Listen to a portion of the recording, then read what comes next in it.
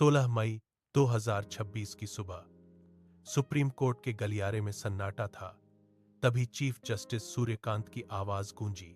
उन्होंने बेरोजगार युवाओं को कॉकरोच कहा। यह शब्द हवा में तैरता रहा और रिकॉर्डिंग के जरिए पल भर में पूरे देश के स्मार्टफोन तक पहुंच गया। दिल्ली के कैफे में बैठे छात्र ने अपना कॉफी का कप मेज पर रखा और फोन की स्क्रीन को घूरने लगा। पुस्तकालय में बैठे युवाओं ने एक दूसरे की ओर देखा। किसी ने कुछ नहीं कहा, लेकिन सबकी उंगलियां तेजी से कीपैड पर चलने लगीं। इंटरनेट पर एक अजीब सी खामोशी छा गई, जो किसी बड़े तूफान से पहले की होती है। देखते ही देखते लाखों प्रोफाइल पिक्चर्स बदल गईं। इंसानी चेहरों की जगह अब कॉकरोच के आइकन दिखाई देने लगे थे। यह कोई शोर नहीं था, यह एक डिजिटल घेराबंदी थी। हर कोई अपने कमरे में अकेला था, लेकिन स्क्रीन की नीली रोशनी में सब एक साथ जुड़ रहे थे। सिस्टम ने उन्हें जो नाम दिया था, उन्होंने उसे ही अपना हथियार बना लिया। सड़कों पर अभी कोई नहीं उतरा था, लेकिन हर घर के अंदर एक अनकहा गुस्सा उबल रहा था। उंगलियां थमी नहीं थीं, वे एक ऐसे संदेश को टाइप कर रही थीं जिसे अब कोई भी अनसुना नहीं कर सकता था। अभिजीत दिपके ने अपने कमरे की बत्ती बुझाई। लैपटॉप की स्क्रीन की चमक उसके चेहरे पर पड़ रही थी। उसने एक साधारण गूगल फॉर्म खोला, शीर्षक टाइप किया, कॉकरोच जनता पार्टी। उंगलियों ने कीबोर्ड पर एक लय बनाई और फॉर्म पब्लिश हो गया।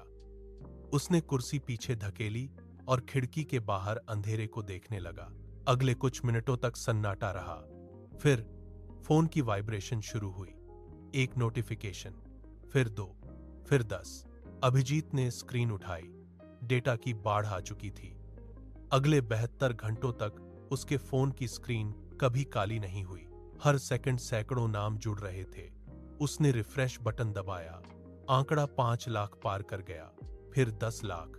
72 घंटे पूरे होते होते 20 लाख युवाओं ने उस डिजिटल फॉर्म पर अपने हस्ताक्षर कर दिए थे। यह एक अदृश्य सेना थी। अभिजीत ने फोन मेज पर रखा। अब वह अकेला नहीं था। यह डिजिटल विद्रोह अब एक संगठित ताकत बन चुका था। अभिजीत ने लैपटॉप पर कॉकरोच जनता पार्टी का घोषणा पत्र अपलोड किया। यह कोई कागजी दस्तावेज नहीं, बल्कि सिस्टम की जड़ों पर प्रहार था। पहली मांग स्पष्ट थी, न्यायाधीशों को रिटायरमेंट के बाद राज्यसभा की सीट नहीं मिलेगी। दूसरी मांग, कैबिनेट में महिलाओं के लिए 50% आरक्षण। तीसरी मांग, दल बदल करने वाले नेताओं पर आजीवन प्रतिबंध। जैसे ही यह घोषणा पत्र इंटरनेट पर सार्वजनिक हुआ, सरकारी दफ्तरों में सन्नाटा पसर गया।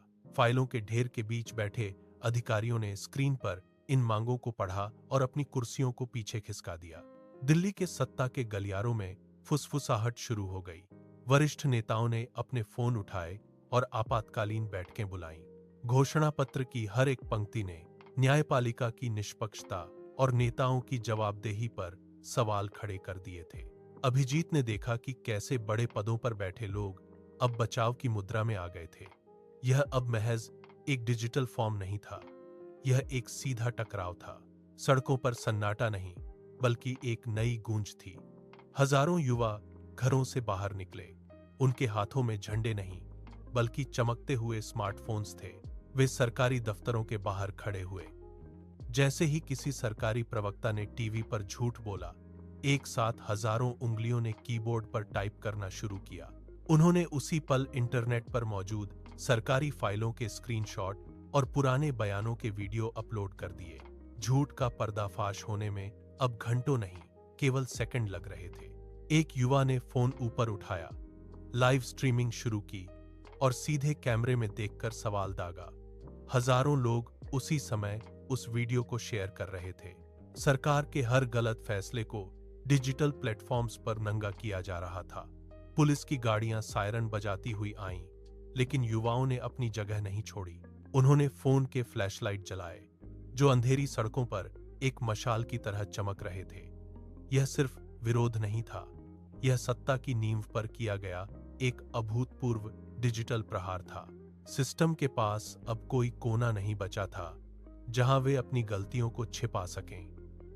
हर एक क्लिक के साथ सत्ता की पकड़ ढीली पड़ रही थी।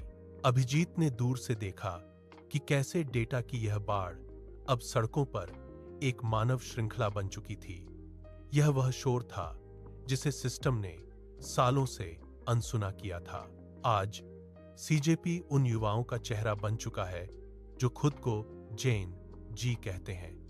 ये वो लोग हैं जो अब सरकारी फाइलों में सिर्फ एक आंकड़ा बनकर नहीं रहना चाहते। जब लाखों उंगलियां एक साथ स्क्रीन पर चलती हैं तो सत्ता की नींव हिल जाती है। यह आंदोलन साबित करता है कि डिजिटल युग में आवाज की ताकत क्या है। लेकिन क्या यह एकजुटता आने वाले चुनावों में कोई बड़ा बदलाव लाएगी, या फिर यह शोर सिर्फ एक क्षणिक लहर बनकर शांत हो जाएगा? यह सवाल अब हर भारतीय युवा की जुबान पर है। स्क्रीन की नीली रोशनी में चमकते चेहरे अब जवाब का इंतजार कर रहे हैं। क्या यह क्रांति स्थायी होगी, या सिस्टम इसे फिर से अपने पुराने ढर्रे में ढाल लेगा? यह अनिश्चितता ही आज की सबसे बड़ी सच्चाई है।